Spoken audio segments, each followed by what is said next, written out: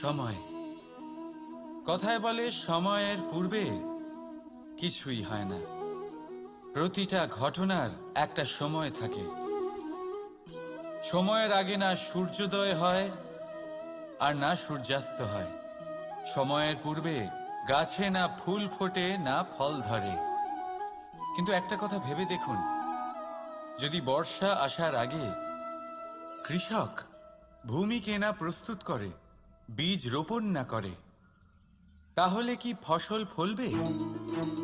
যদি কোনো যোদ্ধা যুদ্ধের পূর্বে নিজের অস্ত্রের ধার না দেয়, তাহলে সে যুদ্ধ কি করে লড়বে? এর মানে এটাই হলো যে সময় আপনার যখন আসার তখন অবশ্যই আসবে, কিন্তু ততক্ষণ এটাও গুরুত্বপূর্ণ যে আপনি নিজেকে তার জন্য তৈরি রাখুন। কারণ এই সুযোগ